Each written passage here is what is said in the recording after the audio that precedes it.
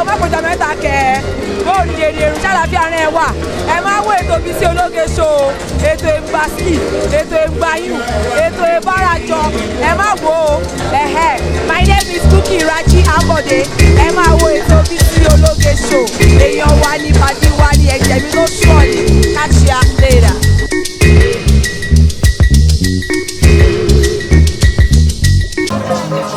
Ramani, me polori, so by polori, akoni lori, say me polori, so by polori.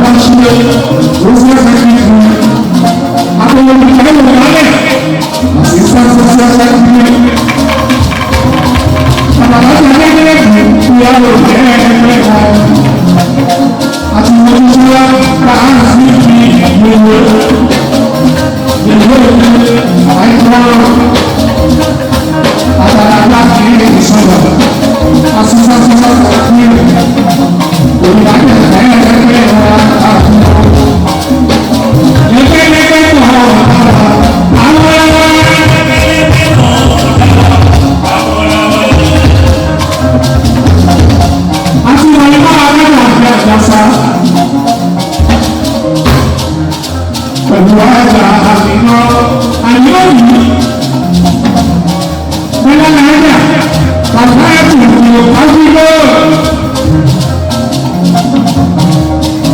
àtàlájà àdáhùn àti ìwòwò àti wáyé tó sì ní ọ̀rọ̀ àkóso àtàlájà ní ọ̀pá ńláńlẹ́ àtàlájà akọ́lọ́ ní òṣùpọ̀ ẹ̀ àtàlájà ìyá alájà ní àdúgbò àti bíbí ọ̀ṣọ́gbà lẹ́yìn ìkan. Mrs. Lọ́wọ́ Àyọ̀wálé àwọn papers àti kúndìní ti náà lóṣù. Pẹ̀lú lónìí, olóòrò jẹ́ kí ìyẹn. Àtàlájà ṣe ní báàgì. Àbúrò báàgì ló ṣe fi ń bá. Ẹgbẹ́ yìí ò ní ìgbàgbé.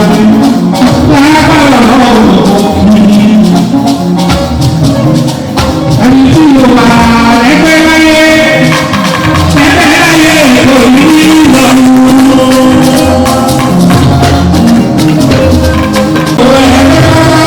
Tọ́jú ẹgbẹ́ alùpùpù ilé ìlú.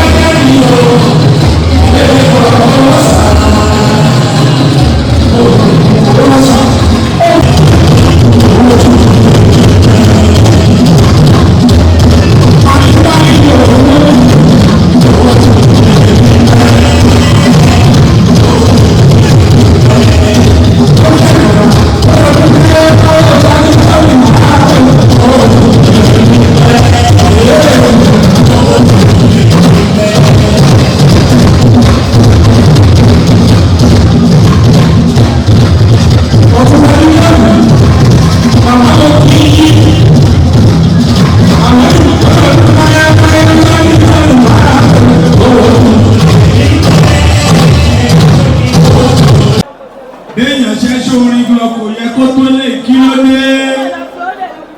Alájà kan ní kí ló dé láì ṣànábí orin. This is the third time I will be working with you and he has never let me down. Gbogbo àwọn tá a bá gbádùn orin Alájà kan ní please a round of applause for him. Ẹ jẹ́ ká fún wọn látẹ̀wọ́ tó rinlẹ̀. Ẹ̀yin Yorùbá ẹni kìíní kan ní ìmọ̀ bóyá gbogbo yín bá observe ẹ̀. Kò sí téèyàn bá mọ̀ ṣe ń lẹ̀ Yorùbá ó máa fẹ́ pè díẹ̀ wá. Ọ̀tọ̀ ni tẹ́mi rò ọ̀tọ̀ ni tẹ́yìn rò. Bọ̀dé ẹ̀ṣẹ̀ mo rí kọ ìsà káwọn Yorùbá bá máa kì í Aláàjì wọ́n ní Aláàjì Ramon Raymond King ó morí kọ sí èrè èmi kan mo sọ bẹ́ẹ̀ sà o àwọn Yorùbá ni o wọ́n ní Aláàjì morí kọ sí èrè Aláàjì morí kọ dákú. Ladies and gentlemen, I see you. Suricom, God bless you. Ní gbogbo sọ́nà, ẹ̀lúkú méjì péré la ní.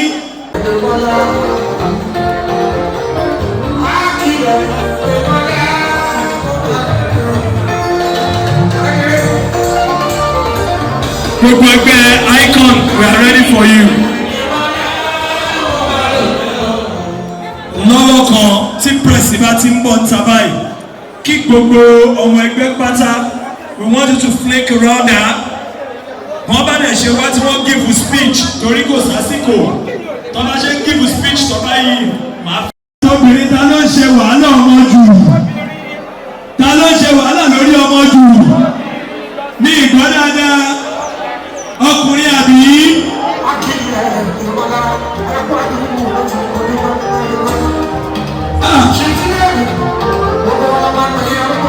Tuwa gbowó fídíò àǹfààní ní tuwa gbowó fídíò màá fowó ṣe é léṣe.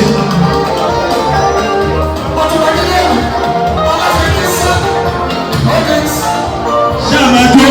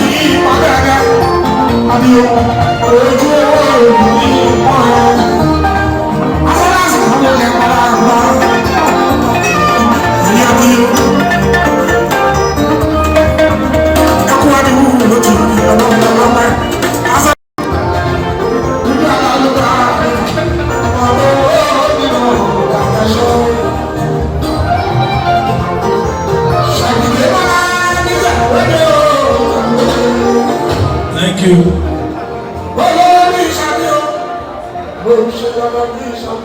DJ tó bá wà lórí social media tó dẹ̀ ní dátà wàá ti rọ́mọ ọba kúkú bàbá mi.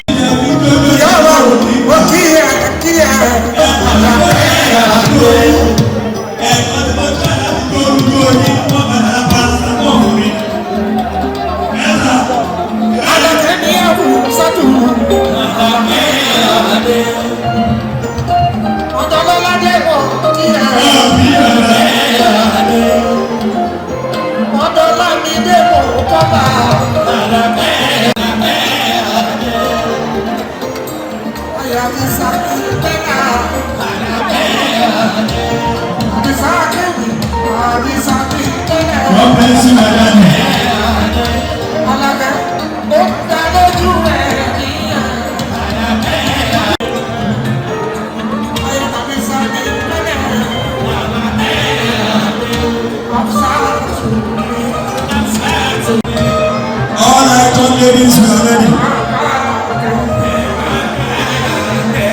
Oh yeah, one. Vice President. Tó fi lórí àtìlẹ́yìn àbí. tí bá sọ pé icon ladies ó ní tó yẹ kẹ́ fi dáhùn àwọn èèyàn kan.